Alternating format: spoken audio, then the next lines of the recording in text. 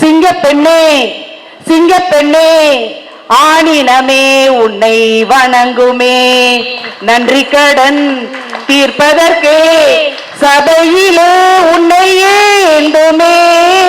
ஒரு முறை தலை குனி உந்தன் வெற்றி சிங்க முகம் அவன் பார்ப்பதற்கு மட்டும் ஏறு ஏறு ஏறு, நெஞ்சில் வலிமை கொண்டு ஏறு. உன்னை பெண்ணென்று கேலி செய்த கூட்டம் ஒரு நாள் உன்னை வணங்கிடும், தொடர்ந்து செல்லு. அன்னை தங்கை மனைவி என்று நீ வடித்த வேர்வை என்றும் பாதைக்குள் பற்றும் அந்த தீயை அணைக்கும். நீ பயமின்றி பயமின்றி பயமின்றி துணிந்து செல்லு. மதுரை தோட்டத்தின் LIC முகவர் சங்கம் சார்பாக நடத்துகின்ற இந்த மாபெரும் மகளிர் மாநாட்டுக்கு ஏற்பாடு செய்து நடத்தி கொண்டிருக்கும் நிர்வாகத்தை சார்ந்த சான்றோர் பெருமக்களே, இந்த அருமையான நிகழ்ச்சியை ஒருங்கிணைத்து நடத்தி கொண்டிருக்கும் அன்பிற்கும் மரியாதைக்கும் உரிய சகோதரியார் திருமதி பாக்கியலட்சுமி அவர்களே, மிக கருத்துரைகளை வழங்கிய சிறப்பு விருந்தினர்களே, எல்லாவற்றிற்கும் மேலாக இந்த பசுமையான ரோஜா தோட்டத்துக்கு நடுவில் நின்று பேசுவது போல இந்த சூழலை அழகாக்கி கொண்டிருக்கும் மகளிர் பார்வையாளர் பெருமக்களே, உங்கள் அனைவரையும் வணங்கி மகிழ்கிறேன். இங்க வந்ததிலிருந்து பல மகிழ்ச்சியான செய்திகளை நான் பார்த்து கொண்டிருக்கிறேன்.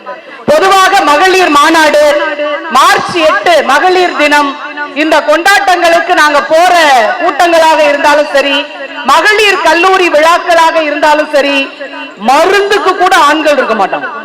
அது என்னமோ பெண்களுக்கு மட்டுமானதுன்னு சொல்லி பொத்தி பொத்தி வச்சு நடக்கிறது. இந்த கிராமங்கள்ல எல்லாம் இந்த ஔவையார் கொலக்கட்டன்னு ஒரு சாமி கும்பிடுவோம், ஞாபகம் இருக்கா? ஆண்களையே விட மாட்டோம். அது மாதிரி நடத்திய ஒரு பழக்கம். ஆனால் இன்னைக்கு உள்ள நுழைஞ்ச உடனே எனக்கு ஒரு இன்ப அதிர்ச்சி. அத்தனை சகோதரர்களும் கூடி நின்று பூங்கொத்து கொடுத்து வரவேற்று இருக்கிறார்கள் என்றால் அந்த அத்தனை சகோதரர்களுக்கும் எங்கள் மனமார்ந்த நன்றியை வணக்கத்தையும் தெரிவித்துக் கொள்கிறேன். ஏனென்றால் ஒரு தவறான புரிதல் இருக்கிறது. பெண்ணியம் என்றாலே ஆண்களுக்கு எதிரானது, ஆண்களை மீறி செயல்படுவது அப்படின்னு ஒரு தவறான எண்ணம் பதிய வைக்கப்பட்டிருக்கிறது. அப்படி இல்ல. ஆண்கள் துணையோடு அவர்கள் கரம் கோர்த்து கொண்டு முன்னேறுகின்ற போதுதான் அது உண்மையான சமூக முன்னேற்றமாக இருக்கும் என்பதை மறந்துடக்கூடாது. ஏன்னா எல்லாருக்கும் நன்றி உணர்ச்சின்னு ஒண்ணு இருக்கு இல்லையா? முதல்ல பெண்களுக்கு உரிமை வேண்டும் என்று பாடிய மகாகவி பாரதி ஒரு ஆண். பெண் கல்வி வேண்டும், சின்ன வயதிலேயே திருமணம் செய்து பெண்களின் வாழ்க்கையை வீணாக்க கூடாது என்று பேசிய புரட்சி கவிஞர் பாரதிதாசன் ஒரு ஆண். பெண்கள் ஆண்கள் இறந்தால், கணவன் இறந்தால் அவனோடு சேர்ந்து உடன்கட்டை ஏற வேண்டும் என்ற பழக்கத்துக்கு மாறாக போராடி சட்டம் இயற்றப்பட்ட காரணமாக இருந்த ராஜாராம் மோகன் ராய் ஒரு ஆண். எல்லாத்துக்கும் மேலாக பெண்களுக்கு சொத்துரிமையில் இருந்து அனைத்து உரிமைகளும் பெறுவதற்கு போராடியவர் பெரியார் என்ற ஒரு ஆண். இப்படி அத்தனை ஆண் மக்களின் பங்களிப்பால் தான் நாம் இன்றைக்கு நிமிர்ந்து நிற்கிறோம் என்றால் அவர்களை நாம் நன்றியோடு வணங்கி மகிழ வேண்டும். முதல்ல அது ரொம்ப முக்கியம். இன்னைக்கு எனக்கு ரொம்ப கஷ்டமான நேரம். எப்போதுமே கல்லூரியில கடைசி பீரியட் கிளாஸ்னாலே நாங்க கஷ்டப்படுவோம். லாஸ்ட் அவர் கிளாஸ்னா ஒண்ணு நீங்க சோர்ந்துருவீங்க, நாங்க சோர்ந்துருவோம் இல்லையா? அப்படிப்பட்ட ஒரு சூழல்ல கடைசி பீரியட் ஆனாலும் கேட்கின்ற மாணவர்கள் புத்திசாலியான மாணவர்கள் என்ற நினைவோடு நான் மகிழ்ச்சியோடு என்னுடைய உரையை தொடங்குகிறேன். ஏன்னா கல்லூரியில் அப்படி நாங்க நினைக்க முடியாது. அவன் பார்த்து பார்த்து போர் அடிச்சு போயிருப்பானா, நம்ம உள்ள போன உடனே நீங்க லீவுனாங்களே அப்படின்பா. எடுத்த உடனே நீங்க லீவுனாங்க, இதுக்கு மேல நாங்க பாடம் நடத்திடுவோம். இல்லப்பா வந்துட்டேன், வந்தாலும் கிளாஸ் எடுக்க மாட்டீங்க என்னமா, அப்படிதான் ஆரம்பிப்பான். இல்ல எடுப்பேன்னா இன்னும் கொஞ்சம் அடுத்தால போய் நம்ம மனநிலையை கெடுக்கிறதுல பசங்க ஜாலியா இருப்பான். ஆனால் அப்படி இல்லாமல் கேட்டு பயன்பெறுவதற்காகவே வந்திருக்கக்கூடிய ஒரு சமூக கூட்டத்தில் பேசுவது என்பது ஒரு மிகப்பெரிய மகிழ்ச்சி. அதற்காக என்னுடைய வாழ்த்துக்களையும் வணக்கங்களையும் ஏற்பாட்டாளர்களுக்கு முதலில் தெரிவித்துக் கொள்கிறேன். இன்னைக்கு ஒரு மிகப்பெரிய மாநாடை நடத்தி கொண்டிருக்கிறோம். பெண்கள் வலிமைதான் சமூக முன்னேற்றத்திற்கு அடிப்படை அப்படின்னு ஒரு அருமையான தலைப்பை கொடுத்திருக்காங்க. அது தலைப்பு இல்ல, உண்மை. அது தலைப்பில்லை, மாபெரும் உண்மை. பெண்களின் வலிமையில் தான் சமூக முன்னேற்றம் இருக்கிறது என்பது ஒரு மாபெரும் உண்மை. பொதுவாகவே பாத்தீங்கன்னா பெண்களினுடைய பெருமையோ சாதனையோ வரலாற்றில் மறைக்கப்பட்டு கொண்டே இருக்கும். இப்படி ஒரு சாபக்கேடு பெண்களுக்கு உண்டு இல்லையா? இப்ப நீங்க யோசிச்சு பாருங்களேன், நம்ம நாட்டுல மகாத்மா அப்படின்னா யாரு? காந்தியடிகள். காந்தியடிகள் தானே, நம்மளே சொல்லிட்டோம் இல்லையா? ஆனால் மகாத்மா காந்தியடிகளிடம் மகாத்மா யார் என்று கேட்டபோது அவர் சொன்னார், எல்லோரும் என்னை மகாத்மா என சொல்கிறீர்கள், இல்லை, உண்மையான மகாத்மா சாவித்ரிபாய் பூலே என்ற ஒரு பெண்மணி தான் உண்மையான மகாத்மா என்று மகாத்மா காந்தியடிகள் சொல்லி இருக்கிறார் இல்லையா? அவங்க அப்படி என்ன பண்ணினாங்க அப்படின்னா, மராட்டிய மாநிலம் மகாராஷ்டிரால புனே பக்கத்துல இருக்கிற ஊர்ல ஒடுக்கப்பட்ட பிள்ளைகள் கல்வி கற்க கூடாது அப்படின்னு ஒரு முறை இருந்தது, படிக்க கூடாதுன்னு. அந்த இடத்துல ஒடுக்கப்பட்ட பிள்ளைகளுக்கு கொடுக்கப்படுகிற கல்விதான் அவர்கள் வாழ்க்கையை உயர்த்தும் என்ற உயர்ந்த நோக்கத்தோடு பள்ளிக்கூடம் நடத்தி பாடம் நடத்திய டீச்சர் தான், ஒரு ஆசிரியர் தான் சாவித்ரிபாய் பூலே. அவங்க பள்ளிக்கூடத்துக்கு போகும்போது, இப்ப நாங்க கல்லூரியில பேராசிரியர், எல்லாருமே பணிபுரிகிற மகளிர். இப்ப காலையில எப்படி போறோமோ, என்ன புடவையில போறோமோ அதோட தானே சாயங்காலம் வருவோம். ஒவ்வொரு பீரியடுக்கும் போய் ட்ரெஸ் மாத்திட்டு ஹீரோயின் மாதிரி வருவோமா? அதெல்லாம் கிடையாது, ஒரே புடவை. ஆனா சாவித்ரிபாய் பூலே பள்ளிக்கு போகும்போதே அவங்க பைக்குள்ள 2 புடவை கொண்டுட்டு போவாங்களாம் எக்ஸ்ட்ரா. ஏன் தெரியுமா? போகும்போதே சமூகத்துல எதிர்ப்பு, அந்த பிள்ளைகளுக்கு நீ ஏன் பாடம் சொல்லிக் கொடுக்க வேண்டும் என்று கல்லையும் மண்ணையும் தூசியையும் சாணத்தையும் மனித கழிவுகளையும் அவங்க மேல தூக்கி போடுவாங்களாம். அத்தனையும் தாங்கி கொண்டு அமைதியாக பள்ளிக்கூடத்துக்கு போய் அந்த அம்மா குளித்து உடை மாற்றி பாடம் நடத்துவாங்க. திரும்ப வீட்டுக்கு வரும்போது அதே அலங்கோலம், அப்படியே அமைதியா வீட்டுக்கு வந்து குளிச்சு வீட்டு வேலையை பார்க்கிறது. இப்படியே பொறுமையாக தன்னுடைய சோகங்களை எல்லாம் தாங்கி கொண்டு சமூக உயர்வுக்காக பாடுபட்டாரே சாவித்ரிபாய் பூலே, அவர்தான் மகாத்மா என்று காந்தி சொல்லி இருக்கிறார் என்றால் எவ்வளவு பெரிய விஷயம், நமக்கான பெருமை இல்லையா? அதே மாதிரி கொடிகாத்தவர் அப்படின்னா நம்ம யார சொல்லுவோம்? நல்ல சொல்லுங்க, திருப்பூர் குமரன். பின்கோடோடு சொல்றது சொல்லிடுவோம்ல, உண்மை. அந்த தியாகத்தை நம்ம மறக்க முடியாது. ஆனா அந்த வரலாறு பெண்களுக்கு உண்டா கிடையாதா? இருக்கு. ராஜபாளையத்தை சேர்ந்த காளியம்மாள்னு ஒரு பெண் கை குழந்தையோடு காந்தி உப்பு சத்தியாகிரகம் அறிவித்த போது அந்த ஊர்ல அவங்க ஒரு போராட்டம் நடத்தி ஆர்ப்பாட்ட குழுவுல போறாங்க. இப்ப ஆண்கள் போராடும் போது 2 கை வீசிட்டு ஜாலியா போயிடலாம், பெண்கள் அப்படி போக முடியாது. இப்ப நம்ம வீட்டுல கை குழந்தை இருக்கு, காளியம்மாளுக்கு கை குழந்தை இருக்கு. அந்த பிள்ளையை இடுப்பில் வைத்துக் கொண்டு வலது கையில் கொடியை வைத்துக் கொண்டு வந்தே மாதரம் வந்தே மாதரம் என்று ஆர்ப்பாட்டத்தில் போய்கொண்டு இருக்கிறாள். போலீஸ்ல அடித்து விரட்டினார்கள். அந்த கூட்டத்தை அடித்து விரட்டும் போது இடது கையில் இருக்கிற குழந்தை உருண்டு எங்கேயோ போயிருச்சு, வலது கையில் இருந்த கொடி கடைசி வரைக்கும் கீழே விழவில்லை என்றால் கொடிகாத்த வரலாறு என்பது ஆண்களுக்கு மட்டுமல்ல பெண்களுக்கும் உண்டு. ஆனாலும் வரலாற்றில் மறைக்கப்பட்டு விட்டது என்பதுதான் ஒரு பெரிய வருத்தம். இன்னைக்கு அவர்கள் நடத்திய அத்தனை உரையும் பாத்தீங்கன்னா நம்ம வாழ்க்கைக்கு பாதுகாப்புக்காகவும் பயனுடையதாகவும் அமைந்திருந்தது. அப்படிதானா? சைபர் கிரைம் பத்தி ஒரு காவல்துறை அதிகாரி ரொம்ப சிறப்பாக நமக்கு பேசினாங்க. அப்படிதானா? அறிவியல் கண்டுபிடிப்புகள் எல்லாமே 2 புறமும் கூர்த்தீட்டப்பட்ட கத்தியும்பாங்க. காய் வெட்டவும் பயன்படுத்தலாம், காயப்படுத்தவும் பயன்படுத்தலாம் இல்லையா? அப்படி காயம் பற்றக்கூடாதுங்கிறதுக்காக அவங்க அழகா சொன்னாங்க. நமக்கு இப்ப உலகம் எதுனா வாட்ஸ்அப் தான். வாட்ஸ்அப்பே உலகம். அதுல வர்ற செய்தி பூரா உண்மை. பௌர்ணமி அன்னைக்கு திருச்செந்தூர்ல போய் கடற்கரையில தங்குங்கன்னு எவனோ போட்டு விட்டான். அப்படிதானா? இப்படியாங்க போவாங்க? கடற்கரை முழுசும் படுத்து இடமே இல்லாம அலக்குள்ள கால் நீட்டி படுத்திருக்கு கூட்டம். அப்படி போய் விழுந்து இன்னைக்கு சாமியா கும்பிட முடியாத நிலைமைக்கு கொண்டு போய் விட்டுட்டாங்க. ஒரு வதந்திய நம்புறதுக்குன்னு ஒரு அளவு இருக்குல்ல. நமக்கு எப்ப பிடிக்குமோ போய் சாமி கும்பிடுங்களேன். அன்னைக்கு பௌர்ணமி மட்டும்தான் அங்க முருகன் நிப்பாரா? நம்ம திருப்பரங்குன்றத்துல முருகன் இல்லையா? நம்ம வீட்டுல இருக்கிற படத்துல முருகன் இல்லையா? எதுக்கு கூட்டத்துக்குள்ள போய் சிக்கணும்னு கேக்குறேன் இல்லையா? அதனால நல்லது கெட்டதோ கொஞ்சம் யோசித்து செயல்படும் இல்லையா? இல்லாட்டா அந்த கரூர்ல இவ்வளவு பெரிய கொடுமை நடந்திருக்குமாங்க? எத்தனை பெண்கள் அதுல. நடிகர்களை ரசிப்போம், படத்துல பார்ப்போம், டிவியில பார்ப்போம், மொபைல்ல பாக்குறோம், நேர்ல பாக்குறதுக்கு என்ன இருக்கு? இப்படி கூட்டத்துக்குள்ள போய் இத்தனை பேர் இறந்து அதுல ஒரு அம்மா தாய் குலத்தின் சிகர்ந்த ஒரு தலைக்கரம் அழகா பேட்டி கொடுக்குது. என் பிள்ளைய இப்ப கூட ஐசியூல வச்சுட்டு அண்ணனை பாக்குறதுக்காக வரேன். கூட பிறந்தவன், பொங்கல் சீரு, ஆடி சீரு, தலைச்சீரு எல்லாம் கொடுத்தவன் இல்லையா? நான் கட்சிக்கு எதிரானவள் இல்ல, நம்முடைய சொந்த அறிவு கொஞ்சம் பயன்படணுங்கிற, எதுக்குமே அளவுக்கு மேல நம்மளுடைய ஆற்றலை வீணாக்க கூடாது, இயல்பா நடந்து கொள்வோம், நம்முடைய மரியாதையை நாம் விட்டுக் கொடுக்க கூடாது என்பதுதான் எங்களுடைய தாழ்மையான வேண்டுகோள். ரொம்ப அழகா நம்மளுடைய வழக்கறிஞர் மேடம் பேசும்போது ஒரு விஷயம் சொன்னாங்க, கேஸ் போடுங்க, ஆனா பாக பிரிவினை செய்கின்ற போது சொத்து பிரிப்பதோடு சொந்தம் பிரிந்து போய்விடக் கூடாதுன்னு ஒரு அருமையான வார்த்தையை சொன்னாங்க. அதாங்க முக்கியம். ஏனென்றால் ஒரு பெண் என்பவள் பெண் மட்டும் இல்ல, அவளோடு அவ பின்னால ஒரு பெரிய குடும்பம் இருக்கு. பெண்ணை வைத்துதான் குடும்பம் இருக்கிறது என்பதால் தயவு செய்து சொந்தத்தை பிரித்து விடாதீர்கள் ரொம்ப அழகா பேசினாங்க. இப்ப பெண்களுக்கு இருக்கக்கூடிய பிரச்சனை என்ன தெரியுமா? வீட்டுக்குள்ள யாரு கூட நம்ம சண்டை போட்டுக்கிட்டு இருப்போம்? யாரு கூட? வீட்டுக்காரர் கூடயா? மிகப்பெரிய எதிரி யாரு? மாமியார். வந்துருதா ஒரு பிரச்சனை எல்லாருக்கும் இருக்கா? நம்மளுடைய பலவீனம் அது, அப்படித்தானா? வீட்டுக்குள்ள போன உடனே எனக்கே இருந்துச்சுல, இன்னைக்கு 1000 பேருக்கு அறிவுரை சொல்றோம். ஆரம்பத்துல நான் எப்படி இருந்தாலும் நான் அப்படித்தான் இருந்தேன். நான் போய் கொஞ்ச நாள்ல எங்க மாமனார் போயிட்டார், மாமியார் இருக்கு, அதுல உங்களுக்கு கவலை என்ன? அந்த அம்மாட்ட ஒரு 6 மாசம் கழிச்சு நான் பேசுறேன், அத்தை நேத்து கனவுல எனக்கு எங்க மாமா வந்தாங்க அப்படின்னு.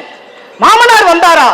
இவ்வளவு நாள் வாழ்ந்திருக்கு அந்த மனுஷன் ஏன் கனவுலயே வரலையே, ஓ கனவுல வந்தாரா, என்ன சொன்னாருன்னு கேட்டாங்க.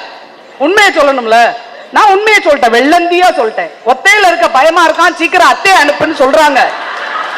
நடந்தது சொன்ன உடனே அந்த அம்மா என்னை பார்த்து பயங்கரமா முறைக்க ஆரம்பிச்சிருச்சு. ஆரம்பத்தில் அப்படித்தான் இருக்கும். ஆனா தயவு செய்து உங்ககிட்ட நான் கேட்டுக்கிறது என்ன தெரியுமா? 2 பேருக்கும் ஒரு மனஸ்தாபம் வரும், கருத்து வேற்றுமை வரும். ஆனா அந்த நேரத்திலே அதை மறந்துருங்க. நம்ம அம்மா கிட்ட நம்ம சண்டை போட மாட்டோம், மனஸ்தாபம் வராதா? வந்தாலும் அடுத்த நிமிடமே அதை மறந்துவிட்டு அவர்களோடு இணக்கமாக வாழ்ந்தால்தான் குடும்பம் சிறப்பாக இருக்கும். இன்னைக்கு எவ்வளவு படிக்கிறோம், குழந்தைகளுக்கு எத்தனை ஹாரஸ்மெண்ட் நடக்கிறத பார்க்கிறோம். இப்ப பிள்ளைகளை பத்திரமாக பார்த்துக் கொள்வதற்கு வீட்டில் பெரியவர்களின் துணை என்பது ரொம்ப அவசியம். தயவு செய்து புதிதாக திருமணமான இளம் பெண்கள் அதை மனதில் வைத்துக் கொள்ளுங்கள். குழந்தைகளை வேற யாரை நம்பி விட முடியாது, வீட்டுல இருக்கிற பெரியவங்க கையில தான் விடணும், இல்லையா? அந்த காலத்துல வீட்டு வாசல்ல இருந்த பாட்டி இருக்கு இல்லையா, அதுதான் சிசிடிவி கேமராவே. வீட்டுக்கு யாரு வாரா போறா, தெருவுக்குள்ள எவன் வந்தாலும் சொல்லிரும். திண்ணையில உட்கார்ந்து வெத்தலை அடிச்சுக்கிட்டு இருக்கோம், யார் வீட்டுக்கு யார் வாரா எல்லாத்தையும் பார்த்து இந்த பையன் எதுக்கு அடிக்கடி இங்க வரா போறா கேட்டு அதை கண்டிக்க கூடிய ஆற்றல் சிசிடிவி கேமரா யாருன்னா வீட்டு வாசல்ல இருக்கிற பாட்டி. அதே மாதிரி கூகுள் மேப் யார் தெரியுமா? தாத்தா. யார் வீட்டுக்கு வழி கேளுங்களேன் சொல்லிடுவார். கிராமத்துல நின்று ஒரு பெரியவர் பேசுறாருன்னா வரலாறு பூரா தெரிஞ்சிடும். இப்படிப்பட்ட பெரியவர்களை மதிக்க வேண்டும். வீட்டில் பெரியவர்கள் இருந்தால் உங்களை போன்ற தொழில் முனைவோருக்கு வசதியாக இருக்கும்ங்கிறத தயவு செய்து மறந்துடாதீங்க, இல்லையா? நீங்க ஆரக்க பறக்க வெளியே ஓடிட்டு வீட்டுக்குள்ள ஓடி வரும்போது ஒரு வாய் காபி கொடுக்க ஆள் வேணுங்க, ஆதுரமா பேசுறதுக்கு ஒரு ஆள் வேணும், குழந்தைய பாத்துக்கிறதுக்கு ஆள் வேணும். எல்லாம் அப்படி அப்படியே கிடந்துச்சுன்னு வைங்களேன், வெளியே போய் அவ்வளவு அலைந்து வேலை பார்த்து விட்டு வீட்டுக்குள்ள வரையிலே டென்ஷன் ஆயிரும். அதனால வீட்டுல இருக்கக்கூடிய உறவுகளை மதித்து அவர்களோடு இணைந்து செயல்படும் போது உங்களுடைய இல்லற வாழ்க்கையும் சரி, சமூகத்தில் உங்களுடைய பணியும் சரி சிறக்க முடியும் என்பதால் தயவு செய்து உறவுகளை விட்டு கொடுத்து விடாதீர்கள் என்பதை ரொம்ப தாழ்மையோட கேட்டுக்கிறேன். ரொம்ப அருமையாக இது எல்ஐசி முகவர்களுக்கான மாநாடு. எல்ஐசி உடைய சிம்பல் எப்படி இருக்கும்? ஒரு விளக்கு எரியும், 2 கை பாத்திரமா பார்த்து, இல்லையா? பல பேரின் குடும்ப விளக்கு அணைந்து விடாமல் காப்பாற்றக்கூடிய அரும்பெரும் பணியை செய்யக்கூடியவர்கள் நீங்கள். அதை மறந்துடக்கூடாது. இது சாதாரண வேலை இல்லை, சாதாரண வேலை இல்லை. எத்தனை பேர் வீட்டுல தலைவன் தவறினாலோ மனைவி தவறினாலோ அந்த குடும்பம் தொடர்ந்து நடைபெறுவதற்கான அடிப்படையை கொடுக்கக்கூடியவர்கள் நீங்கள். அதனால நம்ம என்ன சாதாரண வேலை பார்க்கிறோம், அந்த மாதிரி தாழ்வு மனப்பான்மை வேண்டவே வேண்டாம்.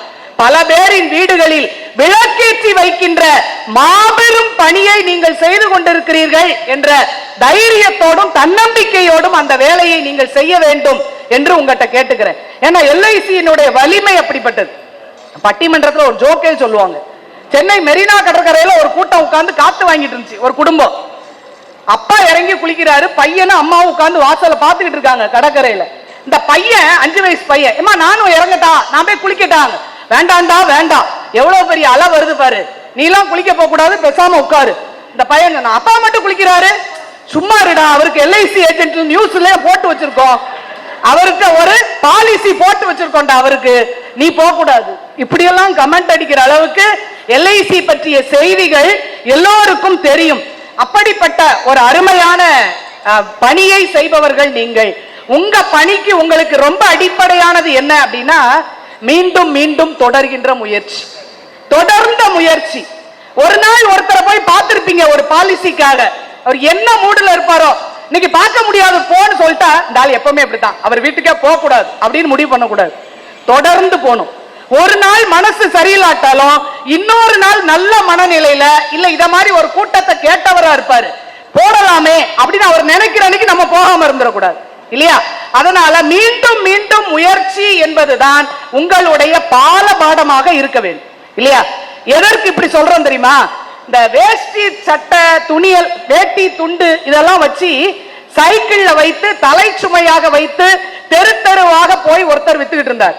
தெரு தெருவா போய் அந்த துணி விற்கிறது வேட்டி துண்டு. ஒரு பணக்காரர் வீட்டுல போய் கேட்பார், வேட்டி துண்டு வேணுமா? வேண்டாம். அவர் வேண்டாயா அப்படின்னு இவர் போயிருவார். அடுத்த நாள் வந்து வேட்டி துண்டு வாங்குறீங்களா? வேண்டாம். ஆஃபர் போட்டிருக்க வாங்குறீங்களா? வேண்டாம். இப்படியே சொல்லிக்கிட்டே இருக்காரு 10-15 நாள். அன்னைக்கு அந்த வீட்டுக்காரருக்கு எரிச்சல், நம்ம வேண்டாம் வேண்டாங்கிறோம், அந்த ஆளு தினமே வராருன்ட்டு, யோ எத்தனை நாள் சொல்றேன், 15 நாள் ஆச்சு, இன்னும் வந்து என்கிட்ட கேட்கிறியே, ஏன் இப்படி வந்து வாங்குறேன், என் உயிரை வாங்குறேன்னு. அப்பதான் அவர் சொன்னாரு, ஐயா நீங்க வாங்காட்டா கூட பரவாயில்ல, முதல்ல உங்க முகத்தை பார்த்துட்டு போனா எனக்கு நல்ல விற்பனை ஆகுது, அதனால தான் உங்களை முதல்ல பார்த்தேன்னு சொன்னார். சொன்ன உடனே அந்த வீட்டுக்காரருக்கு மனசு நெகிழ்ந்து போச்சு. ஐயா நான் ஜவுளி கடை தான் வச்சிருக்கேன், இன்னையில இருந்து நான் உங்ககிட்ட ஆர்டர் கொடுக்கிறேன், வேட்டி துண்டு நீங்க மொத்தமா எனக்கு சப்ளை பண்ண முடியுமான்னு கேட்டு ஒரு மாபெரும் வேட்டி சாம்ராஜ்யத்தை உருவாக்கிய ராம்ராஜ் காட்டன் வேட்டிகளினுடைய வரலாறு தான் இது. அப்ப எதுக்குமே ஒரு தொடக்கம்னு இருக்கும் இல்லையா? அந்த தொடர்ந்த முயற்சிகள் தான் நம்மை உயர்த்த முடியும். இந்த வேகமா ஓடுற விலங்குன்னா நம்ம யார சொல்லுவோம்? குதிரை. அதை விட வேகமா ஓடுற சீட்டாலாம் இருக்கு, சிறுத்தைகள்லாம் இருக்கு, ஆனாலும் குதிரையத்தான் சொல்லுவோம் வேகமா ஓடுறது, குதிரை சக்தின்னு சொல்றோம். ஏன் தெரியுமா? அது தொடங்குகையில் இருக்கிற வேகம் கடைசி வரைக்கும் தொடருமா, அதான் முக்கியம். தொடங்குறது முக்கியம் இல்ல. நம்ம பல பேர் ஒரு ஆர்வத்துல போய் வேகமா சேர்ந்துருவாங்க, அதுக்கப்புறம் போட்டுறது இல்லையா? ஒரு 2 பாலிசி வாங்கிட்டு அப்பா இதுக்கே இவ்வளவு கஷ்டமே போதும்னு போட்டுறது. அப்படி இருக்கக்கூடாது. என்ன வேகத்துல தொடங்கணுமோ அதே வேகத்தில் தொடர்பவர்களுக்கு தான் வெற்றி கிடைக்கும் என்பதை மறந்து விடாமல் நாம பயன்படுத்த வேண்டும். உழைப்பு இருக்கிற வேகத்துல தாங்க பலன் இருக்கும், சும்மா இருக்கிறவங்களுக்கு எல்லாம் வராது. லக்குல கிடைச்சது அதிர்ஷ்டத்துல கிடைச்சதுன்னா எதுவுமே கிடையாது. எந்த அளவுக்கு நம்ம உழைப்பை மூலதனமாக போடுகிறோமோ அந்த அளவுக்கு லாபத்தை அறுவடை செய்யலாம். அதனால் முயற்சியும் உழைப்பும் நமக்கு மிக முக்கியம் என்பதை தயவு செய்து மறந்து விடாதீர்கள். ரொம்ப அருமையா சில சொற்களை பயன்படுத்தும். வார்த்தைகள் தானே உங்களுக்கு முக்கியம், பேச்சு தான் திறமை, அப்படிதானா? மதுரைக்கு வழி வாயில இருக்கும்பாங்க. பேசணும், தடை இல்லாமல் பேசணும், தடங்கள் இல்லாமல் பேசணும், தயக்கம் இல்லாம பேசணும், அது ரொம்ப முக்கியம். அப்படி பேசுகின்ற போது பாசிட்டிவான சொற்களை பயன்படுத்துங்க எப்போதுமே. அது நம்ம பிசினஸா இருந்தாலும் சரி, வாழ்க்கையாக இருந்தாலும் சரி, பாசிட்டிவான சொற்களை பயன்படுத்துங்கள். ஏன் தெரியுமா? வார்த்தை என்பது வெறும் வார்த்தை இல்ல, வாழ்க்கை. நாம பயன்படுத்துற வாழ்க்கை, நம்ம பயன்படுத்துற சொற்கள் மந்திர சொல் போல பலிக்கும். அதனால எப்போதுமே பாசிட்டிவான சொற்களை பயன்படுத்துங்கள், வாழ்க்கை பிரகாசமாக இருக்கும். எதற்கு இதை சொல்றேன் தெரியுமா? இந்த போற வர்ற வழியில நிறைய கார்கள்லாம் நம்மளை கிராஸ் பண்ணி போகும். சில கார்ல எல்லாம் எழுதி போட்டிருப்பாங்க ஒரு வாசகம், வீழ்வேன் என்று நினைத்தாயோ, ஒருத்தர் போட்டிருக்காரு வீழ்வேன் என்று நினைத்தாயோ. அருமையான பாரதியினுடைய வரி, தேடிச்சோறு நிதம் தின்று, அந்த பாட்டுல வர்ற கடைசி வரி வீழ்வேன் என்று நினைத்தாயோன்னு வரும். நல்ல கம்பீரமான வரி. ஆனா அந்த சொல்லுக்குள்ள பலன் எப்படி அமையும் தெரியுமா? பாதி வரைக்கும் வீழ்ச்சி தான். வீழ்வேன் என்று நினைத்தாயோ பாதி வரைக்கும் வீழ்ச்சியை பத்தி தான் சொல்லும். அதனால அந்த எதிர்மறையான சொற்களை விட்டுட்டு வாழ்ந்து காட்டுவேன் அப்படின்னு போடுங்க. அப்பதான் நாம வெற்றி பெற முடியும். பாசிட்டிவாக அதை பயன்படுத்தணும். இன்னும் சில பேர் எழுதி போடுவாங்க, தோல்வியே வெற்றிக்கு அறிகுறி. பாதி வரைக்கும் தோல்வி தானே. தோல்வியே வெற்றிக்கு அறிகுறி. வேண்டாம், வெற்றி நிச்சயம். ஒரே அடி, நேர வெற்றி தான், வெற்றி நிச்சயம் அப்படின்னு போடணும். இன்னும் சில பேர் கடைகள் எல்லாம் பாத்தீங்கன்னா கடன் கிடையாது, கடன் அன்பை முறிக்கும் எலும்பை முறிக்கும் எழுதி போட்டிருப்பாங்க இல்லையா? கடன் கிடையாதுன்னு எழுதக்கூடாதான்.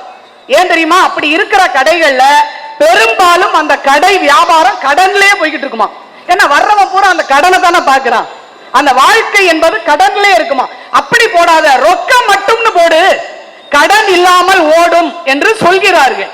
அப்போ நல்ல வார்த்தைகளை, பாசிட்டிவான சொற்களை பயன்படுத்தினால் அது நம்முடைய வணிகமாக இருந்தாலும் சரி, வியாபாரமாக இருந்தாலும் சரி, மிக சிறப்பாக நடைபெறும். இதுல பெண்களின் வலிமை எப்படிப்பட்டது அப்படின்னா, பொதுவா பெண்களை மென்மையானவர்கள், வீக்கர் செக்ஸர், வலிமை குறைந்தவர்கள் அப்படின்னு ஒரு குறைந்த வலி குறைந்த பாலினம் அப்படின்னு நம்மளை ஒதுக்கி இருப்பாங்க. அப்படித்தானா? வலிமை குன்றியவர்களா நீங்களாம்? நோ, அதான் வார்த்தை. உண்மை, வலிமை குன்றியவர்கள் கிடையவே கிடையாது. நம்ம அப்படி நடிக்கிறோம். வலிமை நம்மள மாதிரி ஆண்களுக்கு கூட கிடையாது, தெரிஞ்சுக்கோங்க. உண்மை, சத்தியமா சொல்றேன். ஏன் தெரியுமா? இந்த பெண்கள் கருவுற்று இருக்கிறாங்கன்னு வச்சுக்கோங்களேன், கன்சீவா இருக்காங்கன்னு வச்சுக்கோங்க. அந்த பெண்களுக்கு வயிற்றுக்குள்ள ஆண் கரு இருக்குன்னு வச்சுக்குவோம், ஆம்பளை பிள்ளை இருக்குன்னு வச்சுக்கோங்களேன் வயிற்றுல. அந்த நேரத்துல ஏதாவது ஒரு சின்ன பிரச்சனை, ஏதோ வழுகி கீழே டக்குன்னு லேசா விழுந்துட்டாங்க, இல்ல ஏதாவது ஒரு நோய், ஒரு மஞ்சக்காமால அம்மா போடுறது, இப்படி ஏதாவது ஒரு நோய் இல்ல வெறும் தலைவலினே வச்சுக்கோங்களேன், அதுக்காக நாம எடுத்துக்கொள்கின்ற மருந்து மாத்திரைகள் இதனுடைய வீரியம் கருவை பாதிக்கும் இல்லையா? வயிற்றில் இருக்கிற கருவை பாதிக்கும். அப்படி இருக்கிற கருக்களில் வேகமாக வயிற்றில் அழிந்து போகக்கூடியது, வெளி காரணிகளால் விரைந்து அழிந்து போகக்கூடியது பெரும்பாலும் ஆண் கருவாகத்தான் இருக்கிறது அப்படின்னு ஒரு மருத்துவ அறிக்கை சொல்கிறது. கேள்விப்பட்டிருப்பீங்க இல்லையா?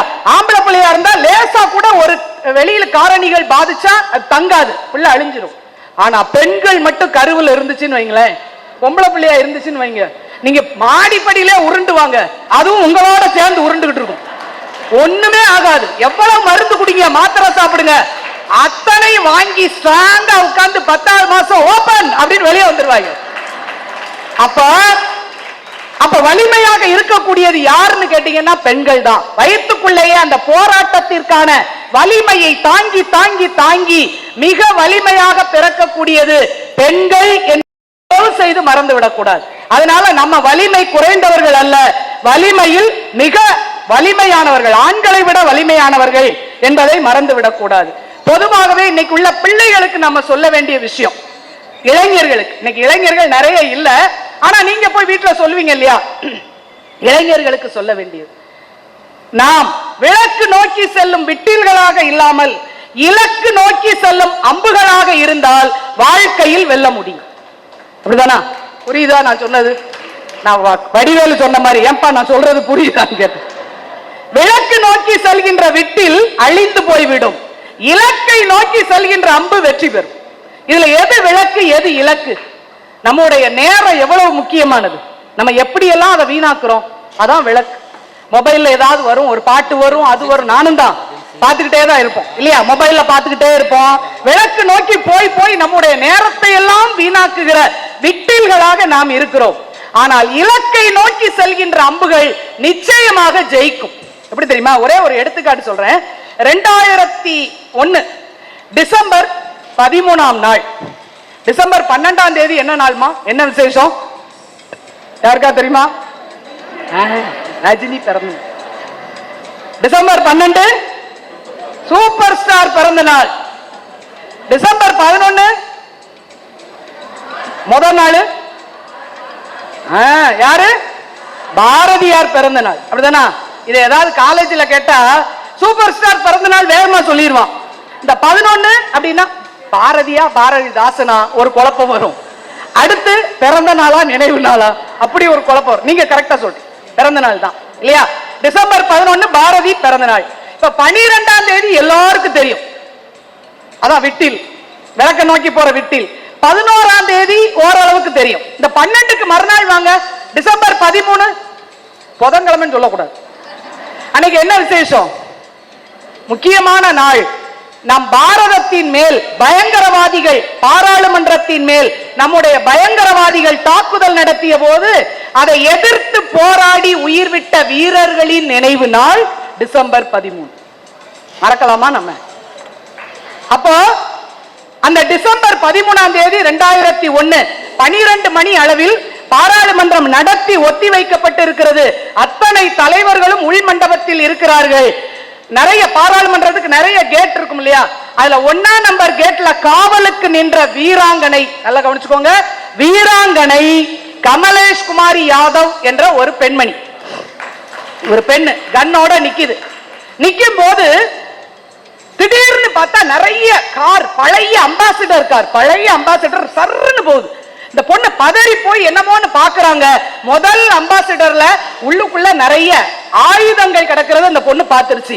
ஏதோ அசம்பாவிதம் நடக்க போகிறது என்று தன் கையில இருக்கிற வாக்கி டாக்கி எடுத்து வேகமா எல்லாருக்கும் தகவல் சொன்னாங்க. அதுக்குள்ள இந்த முன்னால கார்ல போன பயங்கரவாதி இந்த பொண்ணை பார்த்துட்டார். இந்த பொண்ணு போன்ல பேசுறத, வாக்கி டாக்கில பேசுறத பார்த்த உடனே டக்குன்னு தான் மெஷின் கன் எடுத்து படபடன்னு சுட்டான். இந்த புள்ள ரத்த கலரியா சல்லடையாக துளைக்கப்பட்டு கீழே விழுந்து உயிரை விட்டாள். ஆனா அதுக்குள்ள வாக்கி டாக்கில செய்தி பறந்துருச்சு. அத்தனை வீரர்களும் ராணுவ வீரர்களும் இங்கே சுற்றி வளைத்தார்கள். பயங்கரவாதிகள் பாராளுமன்றத்தின் மேல் நடத்த இருந்த தாக்குதல் முறியடிக்கப்பட்டு நம் பாரதத்தின் மானம் காப்பாற்றப்பட்ட நாள் டிசம்பர் 13. இது இருக்கா? டிசம்பர் 2002 ஜனவரி 26 நம்ம குடியரசு தினத்தன்னைக்கு மிகப்பெரிய சேவை செய்தவர்களுக்கு விருது அறிவிக்கிறாங்க. அசோக் சக்ரா விருது, மிகப்பெரிய விருது. இப்ப சமீபத்தில் அந்த விருதை பத்தி கேள்விப்பட்டிருப்பீங்க. யார் வாங்கினா? அமரன் பாத்தீங்களா, முகுந்த் வரதராஜன், அவர் அந்த விருது வாங்கினவர் அந்த படத்துல வரும் இல்லையா? அசோக் சக்ரா விருது உயரிய விருது. அந்த விருதை அறிவிக்கிறார்கள். யாருக்கு? கமலேஷ் குமார் யாதவுக்கு அறிவிக்கப்படுகிறது. அந்த பொண்ணு இல்ல இல்லையா, அவனுடைய அம்மா வந்து அந்த விருதை பெறுகிறார்கள். மேல படியேறி வந்து அந்த பொண்ணு அம்மா வாங்கிட்டு அந்த பக்கம் இறங்கும் போது பத்திரிகையாளர்கள் சுத்தி கொண்டு கேள்வி கேட்டார்கள். அம்மா, இப்ப உங்க பொண்ணு உயிர் தியாகம் செய்ததற்கான நீதி கிடைச்சிருச்சு இல்ல, உங்களுக்கு இப்ப திருப்தியா அப்படின்னு கேக்குறாங்க. இல்ல, இப்ப எனக்கு திருப்தி இல்ல. கமலேஷ் குமாரின் சகோதரி கல்லூரியில் படித்துக் கொண்டிருக்கிற மாணவி, அவ படிச்சு முடிச்சு ராணுவ பயிற்சி எடுத்து எந்த 1ஆம் நம்பர் கேட்ல பாரதத்தின் பாதுகாப்புக்காக கமலேஷ் குமாரி உயிர் நீத்தாளோ அதே கேட்ல போய் இவ எப்ப நிக்கிறாளோ அப்பதான் என்னுடைய மகிழ்ச்சி பூர்த்தியாகும் அப்படின்னு ஒரு தாய் சொல்கிறார்கள் என்றால் அதுதான் இலக்கு. நம்முடைய இலக்கு என்பது எப்போதும் உயர்ந்ததாக இருக்க வேண்டும். இப்ப சாதாரணமா அந்த நடிகரை போய் பார்த்தாச்சுன்னா போதும், நம்ம பிள்ளைகள் குதிக்கிற குதி, ஐயோ அதே கண்ணு அதே காலு அதே கையின்னு குதிக்குது ஒரு பொண்ணு, அப்புறம் வேற வேற மாதிரியாங்க இருக்கும். எவ்வளவு சீப் ஆயிட்டோம் பாத்தீங்களா? நம்ம அரசியல்ல நீங்க யாரையும் பின்பற்றுங்கள், யாருக்கு ஓட்டு போடுங்க, அது உங்க இஷ்டம். ஆனா உண்மையான ஹீரோ யார் என்பதை மூளையோட யோசித்து பார்த்து அதுக்கு பிறகு நம்மளுடைய ஓட்ட போடணும், அதான் முக்கியம். அந்த வலிமை நம்ம கையில இருக்கணும், அப்படிதானா? அதாவது சில விஷயங்களை ரசனையா செய்யணும், அப்படிதானா? ஒரு டீயோ காஃபியோ குடிச்சா கண்ணாடி டம்ளர்ல குடிச்சா நல்லா இருக்கும், அது குறையிறத பார்த்துக்கிட்டே குடிக்கிறது ஒரு அழகு. எங்க தென் மாவட்டங்கள்ல பதனி குடிப்பாங்க. பதனி தெரியுமா? மதனி தான் தெரியும். பதநீர் குடிப்போம். எப்படி குடிப்போம் தெரியுமா? அந்த மட்டையில குடிச்சாதான் பதனி டேஸ்ட், டம்ளர்ல குடிச்சா டேஸ்ட் இருக்காது. அதே மாதிரி இந்த ரோஜா பூவை தலையில வச்சா எப்படி வைக்கணும்? வெறுமனை வைக்க கூடாது, 2 இலை, 2 பச்சை இலையை சேர்த்து வைக்கும் போதுதான் அந்த பச்சையும் ரொம்ப டேஸ்டா இருக்கும். உண்மை, அதான் இயல்பு மேடம். பறிக்காதன்னு சொல்ற இடத்துல பறிச்சாதான் த்ரில்லிங்கம், இதான் இயல்பு இல்லையா? நமக்கு அதான ஆசை இருக்கும், அப்படித்தான் இருக்கும். அப்படி அந்த பச்சையோட சேர்த்து ரோஜா பூ வச்சாதான் அந்த காம்பினேஷன் அழகா இருக்கும். அது எங்க இருக்கு? உங்ககிட்ட இருக்கு. அந்த கரெக்ட் காம்பினேஷனை கண்டுபிடித்து இத்தனை சகோதரிகளுக்கும் சீர் கொடுத்திருக்கிறாரே சகோதரர், இவர் ஹீரோ, இவர் ஹீரோ. அதை நினைக்கணும். யாரு நமக்கு உண்மையான கதாநாயகனாக இருக்க முடியும், யார் தலைவராக இருக்க முடியும் என்பதை யோசித்து முடிவெடுப்போம். அதுலதான் நம்முடைய வலிமை இருக்கிறதுங்கிறத தயவு செய்து மறந்து விடாதீர்கள். ஒரு சில விஷயங்கள் சொல்லி முடிச்சிடறேன், நேரம் இல்ல இல்லையா? எல்லாருக்கும் பசிக்க ஆரம்பிச்சிருச்சு, முடிச்சிடறேன். ஒரு 2 நிமிஷம். நம்ம எல்லாருக்குமே ஒரு குழப்பம் இருக்கும். நான் மேடம் கூட பேசும்போது சொன்னாங்க, ஐயோ எனக்கு பிரச்சனையா இருக்கு. ராஜகுமாரி மேம் சொன்னாங்கன்னு நினைக்கிறேன், யார் வீட்டுல போய் உப்பு வாங்கிட்டு வா, பிரச்சனை இல்லாத வீட்டுல உப்பு வாங்கிட்டு வர சொல்லி புத்தர் சொன்னார். உண்மை. நம்ம என்ன சொல்லுவோம், எல்லாரும் எனக்கு மட்டும் ஆண்டவன் ஏன் தான் இவ்வளவு சோதனை கொடுக்கிறானோ, அது என்ன உங்களுக்கு மட்டும்? அத்தனை பேருக்கு இருக்கு, அவ்வளவு பேருக்கு பிரச்சனை இருக்கிறது. பிரச்சனை இல்லாத வாழ்க்கையே கிடையாது. நீங்க நம்ம சொல்லுவோம் இல்லையா, சின்ன குழந்தையாவே பேசாம இருந்திருக்கலாம், பிரச்சனையே இல்லாம இருக்கும் சொல்வீங்கல்ல. இந்த எல்கேஜி பிள்ளையோடைய ஹோம்வொர்க் டைரியை வாங்கி பாருங்க, பாருங்களேன் எவ்வளவு இருக்குன்றீங்க. அவ்வளவு சப்ஜெக்ட்டுக்கும் ஹோம்வொர்க் இருக்கும். பாவம் இல்லையா? அதுக்கு இருக்கிற மன அழுத்தம். நல்லவேளை நம்ம படிச்சுட்டு வந்துட்டோம் இல்லையா? அப்ப எல்லாருக்குமே பிரச்சனைகள் என்பது இருக்கும். நல்ல வாழ்க்கை, வெற்றிகரமான வாழ்க்கை என்பது எது என்று கேட்டால், பிரச்சனைகளே இல்லாத வாழ்க்கை நல்ல வாழ்க்கை கிடையாது. பிரச்சனைகளை வெற்றி கொள்கின்ற வாழ்க்கை தான் உண்மையில் சிறந்த வாழ்க்கையாக இருக்கும். பிரச்சனை வரும்போது எப்படி அதை நாம ஃபேஸ் பண்றோம், எப்படி வெற்றி பெறுகிறோம் அப்படிங்கிறதுல தான் நம்முடைய உண்மையான வலிமை அடங்கி இருக்கிறது. ஒரே ஒரு விஷயம், மேற்கு வங்கம் அங்க இருக்கக்கூடிய ஒரு சின்ன கிராமத்துல ஸ்வப்னா பர்மன் அப்படின்னு ஒரு இளம் பெண், சின்ன பொண்ணு, விளையாட்டுல ரொம்ப ஆர்வம். அதாவது எண் வகை விளையாட்டுகள் அப்படின்னு சொல்லுவாங்க. ஹெப்டட்லான் அப்படின்னு அதுக்கு பேர். அதாவது அதுல ரன்னிங் இருக்கும், குண்டு எறிதல் இருக்கும், நீளம் தாண்டது இருக்கும், எல்லாம் கலந்து தடையோட்டம் எல்லாம் கலந்து 8 போட்டி. ஹெப்டட்லான் அப்படின்னு அதுக்கு பேர். அந்த பொண்ணுக்கு அதுல விளையாடணும்னு ரொம்ப ஆசை, தினம் பயிற்சி எடுக்கணும். ஆனா இந்த பொண்ணு சாதாரண ஏழை குடும்பத்தை சேர்ந்த ஒரு ஒதுக்குப்புறமான கிராமம் மேற்கு வங்கத்துல. இந்த பிள்ளை தினமும் ஓடி ஓடி காலையில பயிற்சி எடுக்கணும். என்ன பிரச்சனை தெரியுமா? அந்த பொண்ணுக்கு இயற்கையாகவே கால்ல 2 கால்லையும் 6வது ஒரு விரல் இருக்குமா. நம்ம 6வது விரல் பார்த்திருப்போம் இல்லையா? கால்ல 2 கால்லையும் 6வது ஒரு விரல் இருக்கும் அந்த பிள்ளைக்கு. 2 கால்லையும் 6வதுல விரல் இருந்தா அதுக்கு ஸ்பெஷலான ஷூ போட்டாதான் அமுங்கும். இல்லைன்னா நம்ம சாதாரணமா போடுறது போட்டோம்னா உள்ள நச்சிரும் கால் இல்லையா? ஆனா அந்த பிள்ளைக்கு சிறப்பு காலணி வாங்க வசதி கிடையாது. வீட்டுல இருக்கிற செருப்பை போட்டுதான் அந்த பிள்ளை ஓடி பயிற்சி எடுக்கணும். அதோட ஓடி பயிற்சி எடுத்து விட்டு காலையில வந்து வீட்டுல அந்த ஷூவை கலட்டுவாளாம். காலு ரத்த கலரியா இருக்குமா, உள்ள அமுங்கி இருக்குல்ல, ரத்தமா இருக்கும். அது கிரீம் போட்டு எண்ணெய் போட்டு குணப்படுத்திக்கிட்டு அடுத்த நாள் விளையாடும். இப்படியே பயிற்சி எடுத்துக்கொண்டே இருக்கு. வலிய பூரா தாங்கி கொண்டு இந்தியாவுக்கான விளையாடுகிற வாய்ப்பு கிடைத்தது. இந்தோனேஷியா ஜகார்த்தால ஒலிம்பிக் போட்டி 2018 நடக்குது. அதுல விளையாடுறதுக்கு இந்த பொண்ணுக்கு வாய்ப்பு கிடைச்சிருச்சு. பிரச்சனை முடிஞ்சுதா? இல்ல, இன்னும் பிரச்சனை தொடருது. எல்லா விளையாட்டும் விளையாடி விளையாடி வந்து நாளைக்கு ஃபைனல் விளையாடணும், இறுதி போட்டி நாளைக்கு. இந்த பொண்ணுக்கு இன்னைக்கு ராத்திரி கடுமையான பல்லுவலி. பல்வலி வந்தா எப்படி இருக்கும்? உச்சியை பிடிக்கும், வலி தாங்க முடியல, அசைய முடியல, வலி தாங்கல. இப்ப நாளைக்கு ஃபைனல் விளையாடணும். இப்ப ஒரு முக்கியமான வேலை மறுநாள் இருக்குன்னு வச்சுக்கோங்களேன். நம்ம என்ன நினைப்போம்? நல்லா தூங்கி நல்லா சாப்பிட்டு ரெஸ்ட் எடுத்தாதான் நாளைக்கு ஃப்ரெஷ்ஷா இருக்கலாம் அப்படி நினைக்கிறோம் இல்லையா? இந்த பிள்ளை ஃபைனல் விளையாடணும். ஆனா கடுமையான பல்வலி, தூங்கவே முடியல, படுக்க முடியல, உட்கார முடியல. இப்ப என்ன செய்யலாம்? வலி விட்டு தூங்கணும்னா என்ன செய்யலாம்? ஒரு ஐடியா கொடுங்களேன். பல்வலி போறது ஒரு டேப்லெட் போடலாம்ல. நம்ம என்ன செஞ்சிருப்போம்? அதுக்கு அந்த பிள்ளைக்கு பயம். ஏன் தெரியுமா? ஏதாவது ஒரு மாத்திரையை போட்டு தூங்கிட்டோம்னா காலையில் ஊக்க மருந்து சோதனை என்று ரத்த பரிசோதனை பார்க்கும் போது ஏதாவது ஒரு கெமிக்கல் ரியாக்ஷன் காட்டிருச்சுன்னு வைங்க, இந்தியாவுக்காக விளையாடுகிற தகுதியை இழந்து விடுவோம். அதற்கு பிறவாம இந்த வலியவே தாங்கிக் கொள்ளலாம் என்று ராத்திரி முழுசு தூங்காம இருக்கு. மறுநாள் காலையில் போய் களத்தில் நிற்கிறாள்.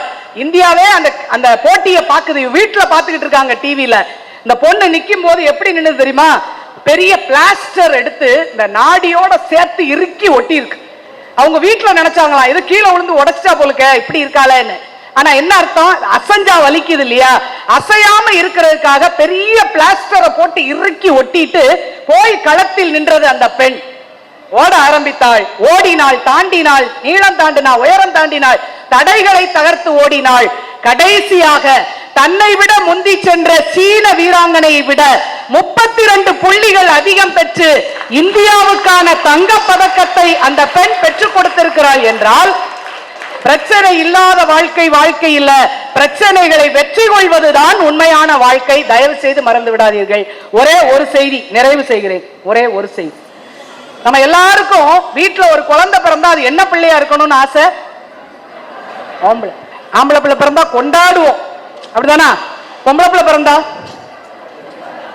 பொம்பளை பிள்ளை பிறந்திருக்கு, பொண்ணு பிறந்திருக்கு, சில பேர் மகிழ்ச்சியா ஏத்துக்கிறோம். ஆனா சில பேரு பொண்ணுதான் பிறந்திருக்கு, ஆம்பளை பிள்ளைன்னா பையன் பிறந்திருக்கான் எல்லாருக்கும் ஸ்வீட் கொடுத்து கேக் கொடுத்து கொண்டாடுவோம். பொம்பளை பிள்ளைன்னா வெறுப்பு. ஏன்? ஏன்னா பையன் தான் நம்மளை பின்னால நல்லா வச்சு பாதுகாப்பானா. இன்னொன்னு, தனக்கு நல்ல பெயர் பின்னால தன்னுடைய பெயரை காப்பாற்றக்கூடியவனாக பையன் தான் இருப்பான். பொம்பளை பிள்ளை இன்னொரு வீட்டுக்கு போயிடும், பையன் தான் நம்ம பெயரை காப்பாற்றுவான் நம்ம மனசுல பதிஞ்சிருக்கு. அதனால பெண் குழந்தை பிறந்தால் மகிழ்ச்சி, ஆண் குழந்தை பிறந்தால் மகிழ்ச்சி, பெண் குழந்தை பிறந்தால் அதிர்ச்சி. அப்படிதானா? வள்ளுவர் அப்படித்தானே சொல்றாரு, ஈன்ற பொழுதில் பெரிதுவர்க்கும் மகனை, மகள் கிடையாது, மகனை சான்றோன் என கேட்ட தாய். என் பொண்ணு வாங்காதா? பொண்ணு நல்ல பேர் வாங்காதா? ரொம்ப நாளா எனக்கு அப்படி ஒரு வருத்தம் இருந்துச்சு. ஐயோ, திருவள்ளுவர் இப்படி எழுதியிருக்காரு, மகனுக்கு நல்ல பேர் கிடைச்ச பார்த்து தாய் சந்தோஷப்படுறான்னு எழுதிட்டாரு அப்படின்னு ஒரு காயமே இருந்தது. ஆனா பாரதியார் அந்த காயத்துக்கு மருந்து போட்டாருங்க. அழகா சொல்றாரு, கண்ணம்மா என் குழந்தைன்னு பெண் குழந்தைய ஒரு அப்பா கொஞ்சுறார். எப்படி? உச்சிதனை முகர்ந்தால் கர்வம் ஓங்கி வளருதடி, மெச்சி உன்னை ஊரார் புகழ்ந்தால் மேனி சிலிர்க்குதடி என்று ஒரு தகப்பன் பாடுவார். பெண் குழந்தைக்கு கிடைக்கிற பெருமையை பார்த்து ஒரு தகப்பன் சிலிர்ப்பதாக எழுதினார் இல்லையா? அதனால ஆண் குழந்தை பெண் குழந்தைன்னு வித்தியாசம் வேண்டாம். எந்த குழந்தையாக இருந்தாலும் சாதிக்கின்ற குழந்தைகள் சாதிக்கும் இல்லையா? உங்களுக்கு வரலாற்றில் இருந்தே ஒரு எடுத்துக்காட்டு சொல்றேன். ஒரே ஒரு விஷயம், மகாத்மா காந்திக்கே வந்துருவோம். அவர்ல தானே ஆரம்பிச்சோம். மகாத்மா காந்திக்கு எத்தனை பிள்ளைகள்? நீங்க தெரிஞ்சவங்க விட்டுருங்க, மத்தவங்க கேட்போம். நீங்க பல தடவை நான் சொல்லியே கேட்டிருப்பீங்க. மகாத்மா காந்திக்கு எத்தனை பிள்ளைகள்? இத நான் ஒரு காலேஜ்ல கேட்டப்ப ஒரு பையன் அதிர்ச்சி ஆயிட்டான். என்னது, காந்திக்கு பிள்ளை இருந்துச்சா? டேய், இதுல என்னடா குத்தம் இருக்க போகுது? அதான் சொல்லுங்க, அவர் என்ன துறவியா? காந்திக்கு கல்யாணம் ஆனதே தெரியாதா? மை காட், கஸ்தூரிபாய் அப்புறம் யாரு? அவரை பார்த்ததுல இருந்தே தாத்தான்னு சொன்னதுனால பிறக்கும் போதே அவர் தாத்தாவா பிறந்திருக்காரு. நல்லா இருக்கு. சொல்லுங்க, காந்திக்கு எத்தனை பிள்ளைகள் தெரியுமா? நேரம் ஆயிட்டு, நானே சொல்லிடுறேன், சாய்ஸ்ல விட்டுருவோம். 4 பிள்ளைகள் தெரியுமா? நமக்கு கொஞ்சம் பேருக்கு தான் தெரியும். எத்தனை பொண்ணு எத்தனை ஆண் இருக்கும்? யூகம் 2 சொல்லி வைப்போமே, 2 பொண்ணு 2 ஆண். அப்படியா? 4 பையன். கை தட்டுறீங்க பாத்தீங்களா? நீங்களே பெண் குலத்தின் எதிரியா உட்கார்ந்துக்கிட்டு 6 ஆம்பளை பிள்ளைன்னு சந்தோஷத்தை நடுத்தருவில் கொண்டு விடுவான்ல, அதுக்குதான். சரி சரி, 4 ஆம்பளை பையன். பேர் தெரியுமா? போங்கம்மா கிட்ட, அவரு பிள்ளை இருந்ததுன்னே தெரியல, பேரா சொல்லவா? ஹரிலால், மணிலால், ராம்தாஸ், தேவதாஸ். எவ்வளவு ரைமிங்கா பேர் வச்சிருக்காரு. வரிசையா பிறந்தா வைக்கலாம் போல, ரைமிங்கா பேர். 4 பையங்க, 4 பேருக்கு பேர் சொல்லிட்டேன். அப்படிதானா? நமக்கு தெரியுமா? தெரியாது, எனக்குமே தெரியாது. ரொம்ப பிறகுதான் படிச்சு தெரிஞ்சுக்கிட்டேன்னு வைங்களேன். இப்ப இந்த கேள்வியை நான் மாத்தி கேட்கிறேன். நம்முடைய பாரதத்தின் முதல் பிரதமர் ஜவஹர்லால் நேருவுக்கு எத்தனை பிள்ளைகள்? யாரு? யாரு? ஜவஹர்லால் நேருவுக்கு எத்தனை பிள்ளைகள்னு கேட்ட உடனே அங்க இருந்து வருது இந்திரா காந்தி. நான் பேரு கூட கேட்கல இல்லையா? எத்தனை பிள்ளைகள்னு கேட்ட இந்திரா காந்தின்னு பேர் வந்துச்சு. அப்ப மகாத்மா காந்திக்கு 4 பசங்க இருந்தாலும் பேரே தெரியாமல் மறைந்திருக்கிறார்கள். ஜவஹர்லால் நேருவுக்கு ஒரே ஒரு பெண், அகிலம் புகழும் இரும்பு பெண்மணி அன்னை இந்திரா என்றால் வலிமை உள்ளது பிழைக்கும், வலிமை உள்ளது நிச்சயமாக பிழைக்கும். அது பெண்கள் வலிமையில் மிகுந்தவர்கள். உங்களுக்கான வலிமை உங்களுக்கு தெரியாம இருக்கும். யாரோ ஒருத்தர் தூண்டிவிட்ட பிறகுதான் அதை நீங்கள் சாதிப்பதற்காக பயன்படுத்துவீர்கள். பல பேருக்கு ஒரு எண்ணம் உண்டு, வீட்டில் இருக்கோம், நமக்கு என்ன தெரியும், நமக்கு என்ன தெரியும் அப்படின்னு நினைக்கிறோம் இல்லையா? வீட்டில் கடமைகளை சிறப்பாக செய்கின்ற பெண்கள் மிக உயர்ந்தவர்கள். நம்ம சின்ன பிள்ளையில ஒரு கதை கேள்விப்பட்டிருப்போம் தெரியுமா? ஒரு கதை, ஒரு முனிவர் இருப்பாரு, காட்டுல தவம் செஞ்சுட்டு இருப்பாரு.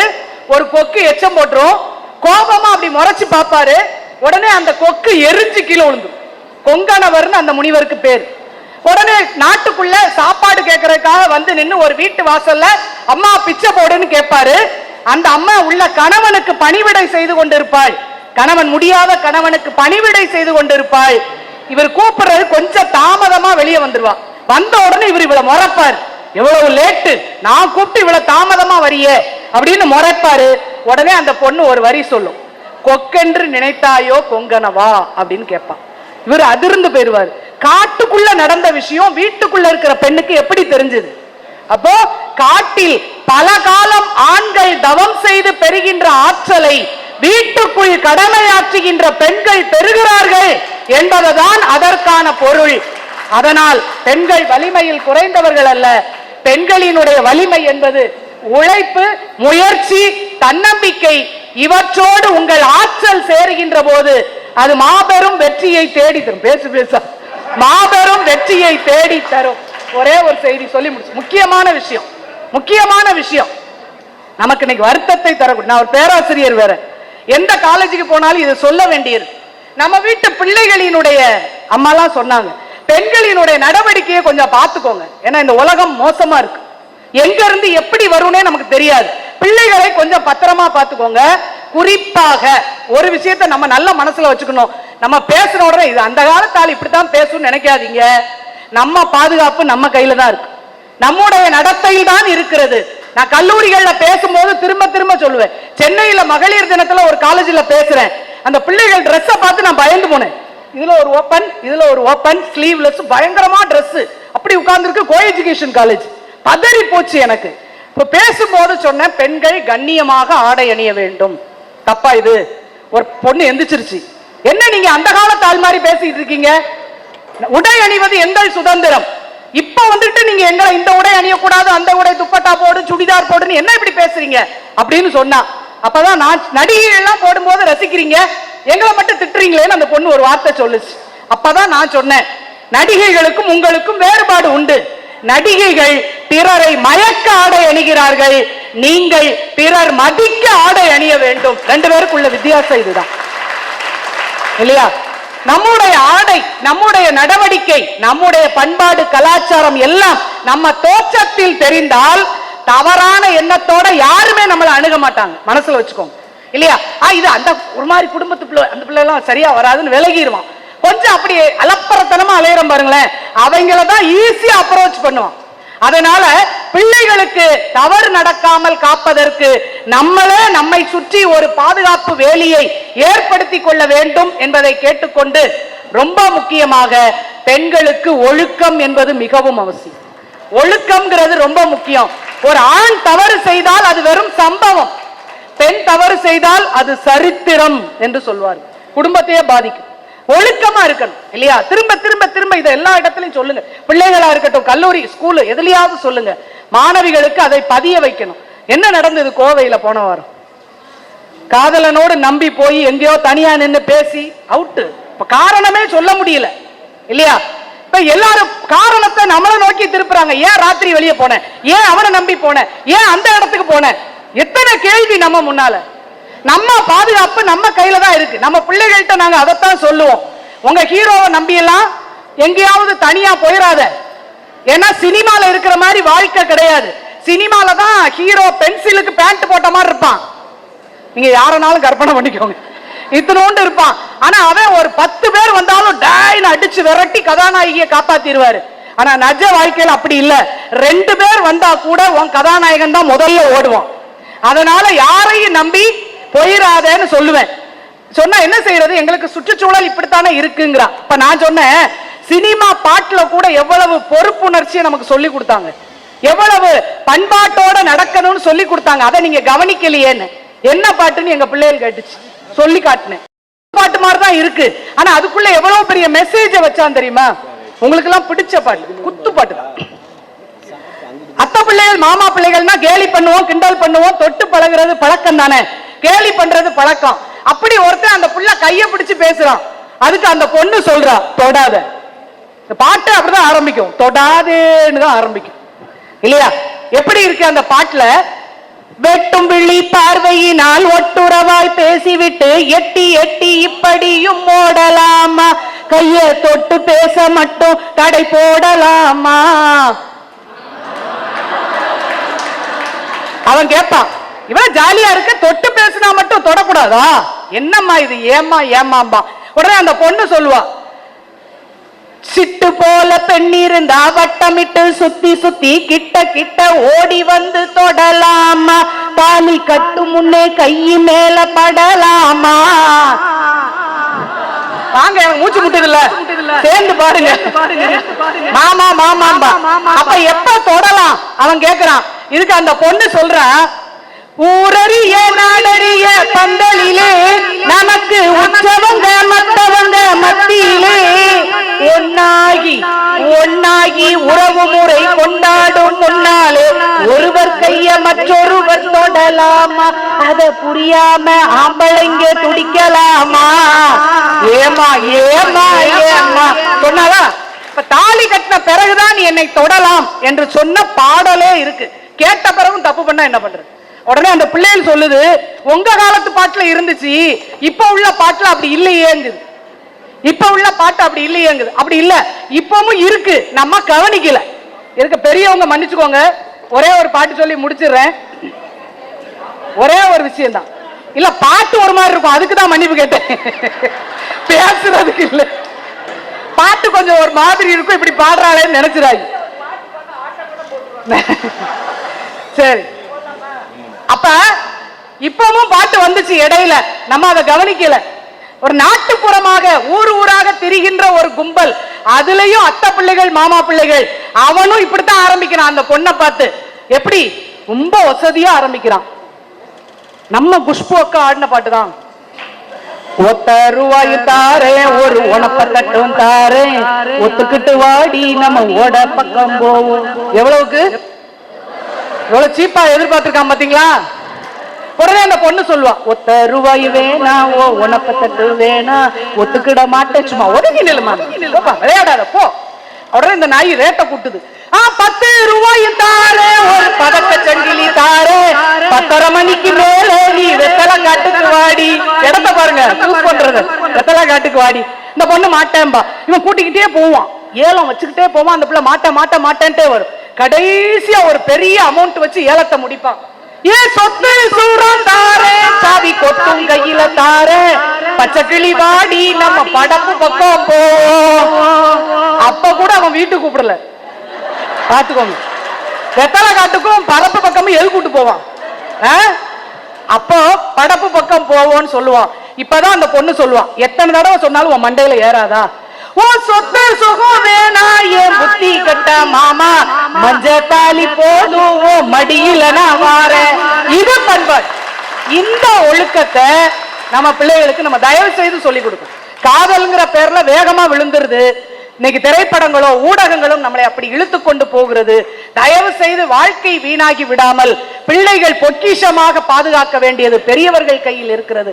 அதை சொல்ல வேண்டும் என்று கேட்டுக்கொண்டு, உங்கள் அருமையான பணி மென்மேலும் வளர்வதற்கு மேடம் பேசும்போது, சித்ரா மேடம் நினைக்கிறேன், அவங்க சொன்னாங்க, பார்வையாளர்களாக நிற்கிற நீங்கள் பங்கேற்பாளராக மாற வேண்டும். அதுதான் இந்த இயக்கத்துக்கான வெற்றி. இங்க இருக்கிறவங்க இங்க வரணும், சிறப்பு விருந்தினராக வரணும். அதுக்கு என்ன செய்யணும்? தகுதியை உயர்த்தி கொள்ள வேண்டும், தகுதியை உயர்த்த வேண்டும், தகுதியை உயர்த்த வேண்டும். எதுக்கு 3 தடவை கோர்ட்ல சொன்ன மாதிரி சொல்றேன்?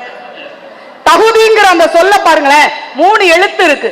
தன்னம்பிக்கை, குறிக்கோள், திட்டமிடல். இந்த 3ம் சரியாக இருந்தால் தகுதி உயர். நீங்க மேல வந்துடலாம். இந்த அமைப்பினுடைய நோக்கம் வெற்றியடையும். அதனால் தன்னம்பிக்கை, விடாமுயற்சி, உழைப்போடு உங்கள் பணியை சிறப்பாக செய்ய வேண்டும். அதற்காக தேசிய விருது பெற்று பா விஜய் எழுதிய ஒரு பாடலோடு நிறைவு செய்கின்றேன். ஒரே ஒரு பாட்டு. தன்னம்பிக்கை, விடாமுயற்சி, உழைப்பு. வாழ்க்கை கவிதை வாசிப்போம், வானமளவு யோசிப்போம், முயற்சி என்ற ஒன்றை மட்டும் மூச்சு போல சுவாசிப்போம்.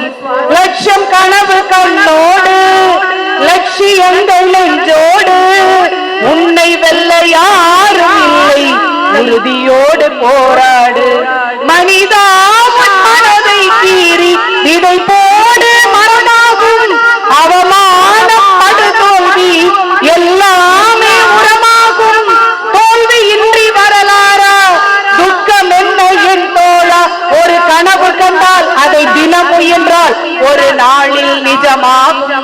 அனைவருக்கும் வாழ்த்துக்கள். வாய்ப்புக்கு நன்றி. வணக்கம்.